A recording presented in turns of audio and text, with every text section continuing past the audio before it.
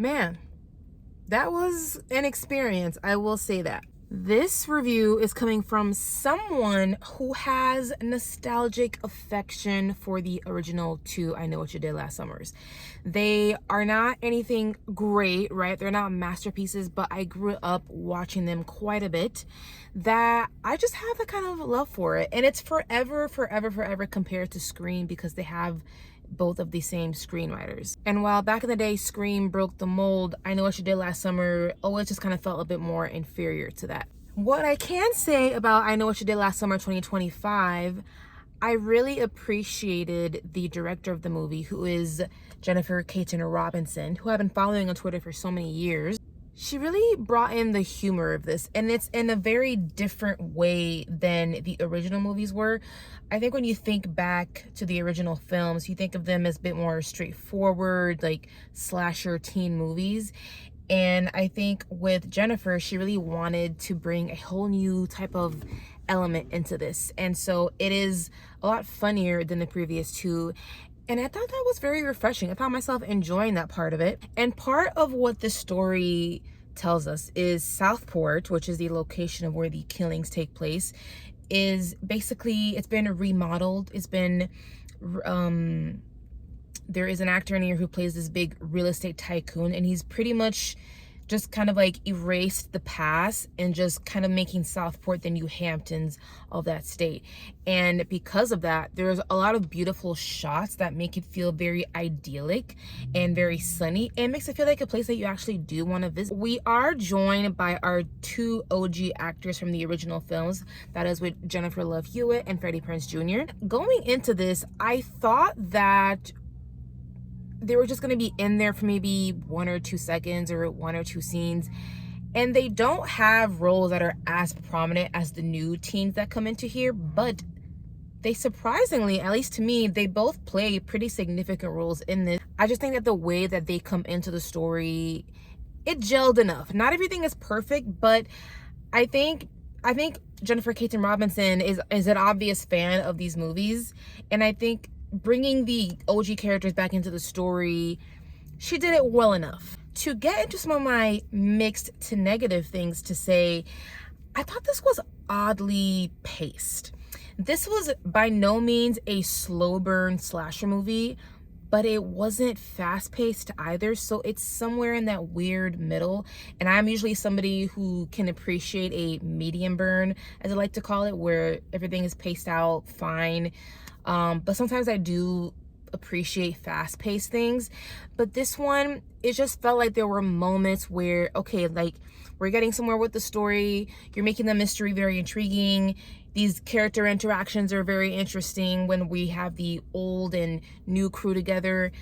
But then there's moments where it just feels like a little bit too, like, slow and kind of sluggish. And I think that happened quite a few times in this movie, which is why it just didn't really come out on top for me. There were a few kills in here that I thought were some good carnage candy, but if we're watching a slasher movie, a teen slasher movie updated for 2025, I think I would have enjoyed just the kills be a little bit more grander, a bit more creative. I don't know if that's something that's budget wise. I mean, this feels like a well-established franchise by now, so I felt like maybe that's no excuse, but I was really looking forward to that. You know, I think the fisherman, he has like a very great look.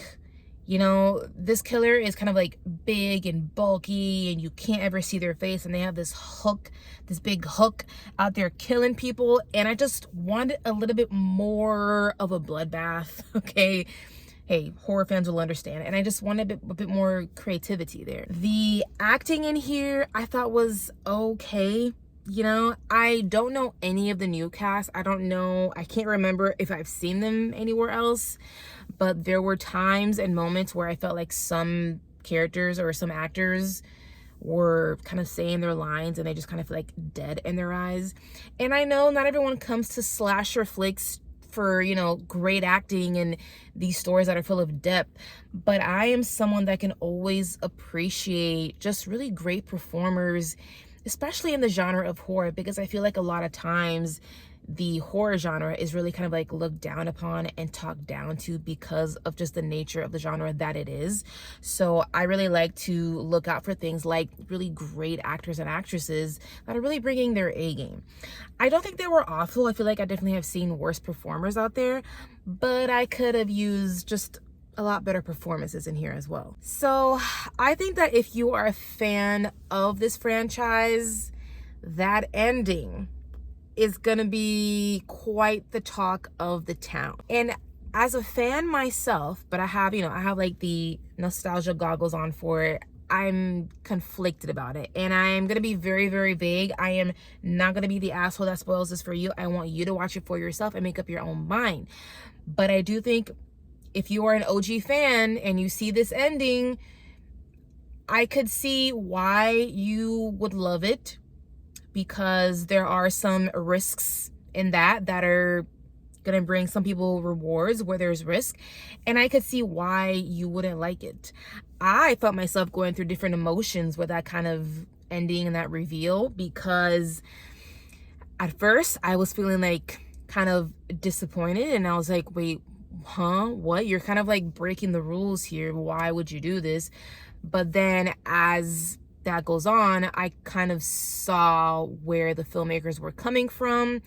And as usual, I'm just kind of like in the middle about it. I'm conflicted. I think maybe after tonight, maybe tomorrow, I will feel different and I'll feel more positive or negative about it. But I gotta wait and see. But I cannot wait to see the Twitter chat and the thread chat that ending is definitely gonna have amongst the fans. There is also a sequence in here that made me feel pretty confused. At one point, I wondered, did we enter the dimension of making this like a supernatural film all of a sudden? But then it wasn't that, and then we get into this other realm of things, and you could just tell that Jennifer Caton Robinson is a fan of certain characters of the old ones, and there were certain ways that she was trying to mesh the old and the new together. And she's trying to go for a new type of element in this movie. And so I think that if you're going to bring in the old and try to make it fresh, I do admire the kind of swings that she takes in the writing and the directing and certain choices in the story. But sometimes there were certain choices that kind of took me out of what I was watching, because I was just kind of like trying to figure out, okay, what are we doing right now? What is going on? Why this choice? I mean, at the end of the day, I was entertained enough, because I Know What You Did Last Summer is also a whodunit. And I did find myself sitting there wanting to find out who is doing this. And you try to like play the game, like trying to guess who it is and that. And I will say, I did kind of see this one coming. And I think that if you watch this, a lot of people may call that out as well, because it kind of feels like, oh, well, that's kind of too obvious. It can't be that person. That's obviously a red herring. And then like there's surprises that happen, and then there's some more twists and turns. But there's just some parts that feel like a lackluster of a ride at the same time. So in and all, I think I will give I Know What You Did Last Summer 2025 a 3 out of 5 stars. I can see myself putting this on, I guess, just to get in the mood of a slasher season, maybe for a Summerween season, maybe for a spooky season. If I had to go back and choose which one I would watch, I would probably still go back to the first two, but that's probably because I have that nostalgia love for them. I think you guys can wait to catch this one on streaming. You don't have to run out and to go see this. Going to the movies these days are very expensive unless you have A-list. So I think it's okay if you just sit and wait until October, and you can watch it with your friends at home. It's a slasher movie. It's there. It happened. It takes some swings.